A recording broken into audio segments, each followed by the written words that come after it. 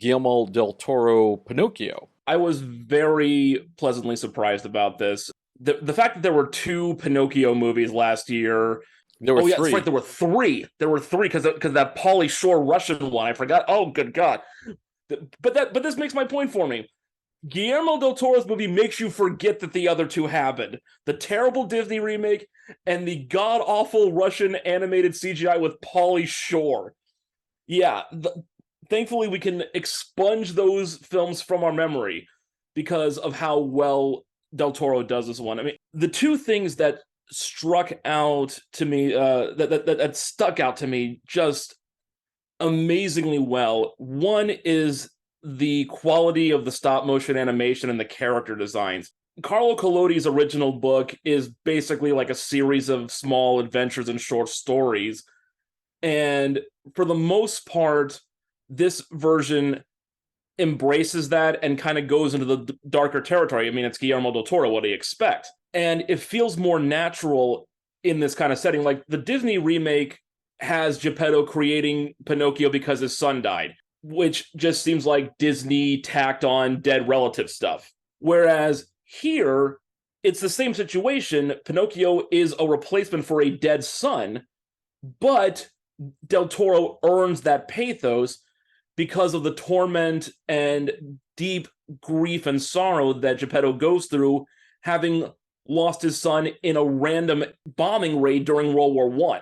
That's the big twist that he's put into here. He's moved the timeline up by about 40 years. Collodi's novel, I think, was written in the 1880s. He begins this film in the 1910s and goes into the 40s, or goes into the 30s, I should say. Geppetto's son is killed by a random bomb drop while he's working on a crucifix in a church, just for pure irony. And years later, still gripped with unimaginable grief, he creates Pinocchio in a drunken stupor, cutting down a tree born from an acorn that his son kept in his pocket when he was buried. And Pinocchio is half formed. He's hastily put together. He only has one ear. There are splinters and twigs all over the place. The back of his head is a bit of mallet smashing.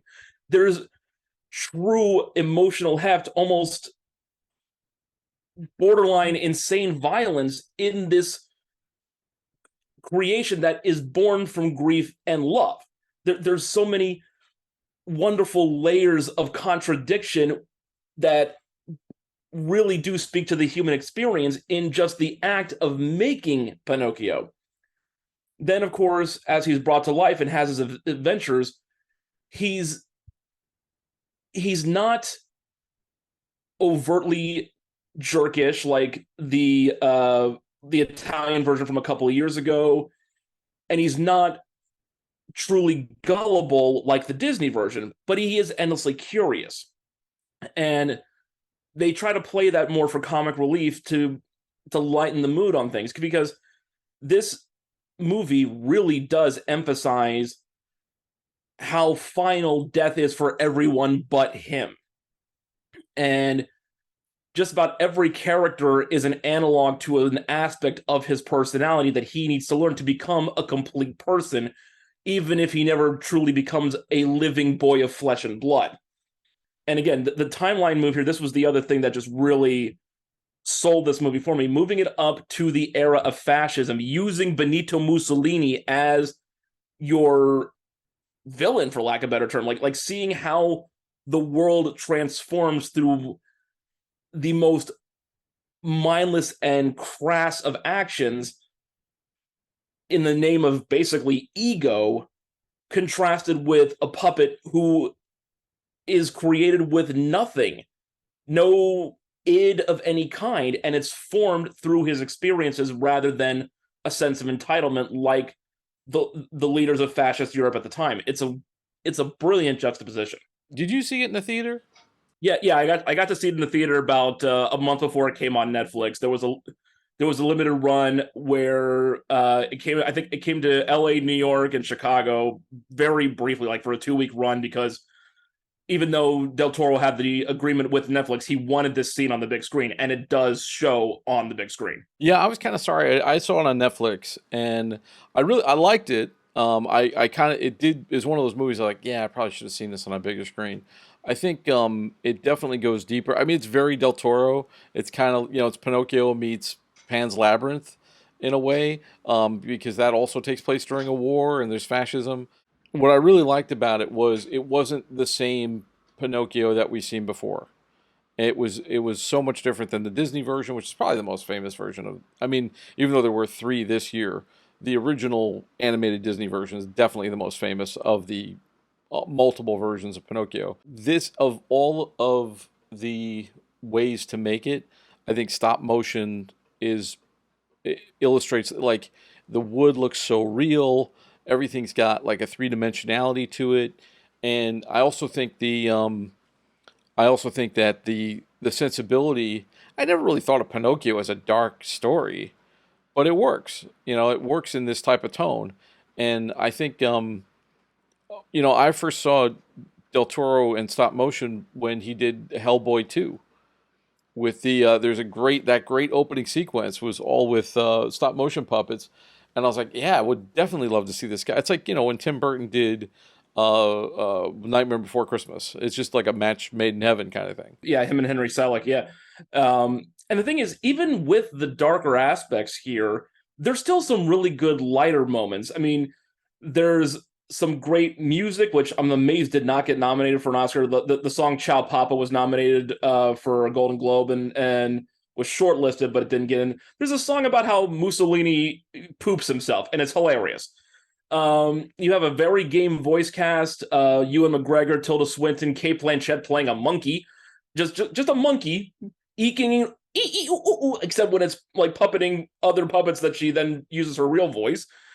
David Bradley as Geppetto, he could have made a better casting, but even in these, comic moments, they're still speaking to the overall theme of building a life rather than building an artificial being. Like again, to compare it with the awful Disney remake, there's a scene in the Disney remake where Pinocchio, almost like as a Deus Ex Machina, lies and his nose grows, but it happens to like hook a ring of keys to get him out of a cage. That's just lazy writing. Whereas here, a similar situation is used where he figures out that if he lies, he can grow his nose and use it as a means of escape, because it's a very, very nuanced life lesson that sometimes dishonesty is the better route.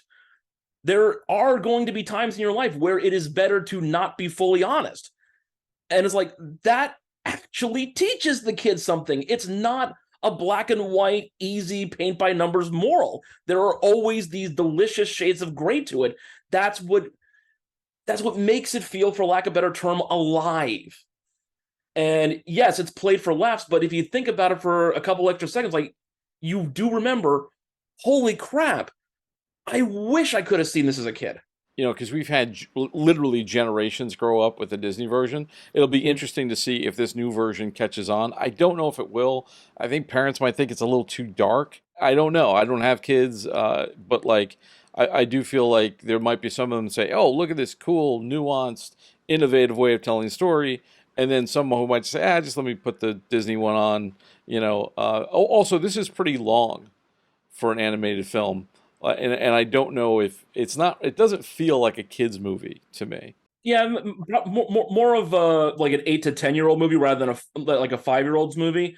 But at the same time, 2021 was almost a woeful year for animation. Like, Encanto won the Oscar basically by default, but really, apart from that, you had Mitchell's versus the Machines and Flea from Denmark as the triple nominee for animated, documentary, and foreign film. But that was basically the end of the quality for animation in 21. It came roaring back as an art form this year. Like, easily 4 of my top 10 movies this year were animated. Not just with Guillermo Del Toro's Pinocchio, but Inuo, Marcel the Shell, Wendell and Wild. You talk about Henry Selick in Nightmare Before Christmas. He's the one behind that. There were so many thoughtful, insightful entries that also are just endlessly entertaining. This is one of the best of the bunch, certainly, and I hope many, many people get to see it.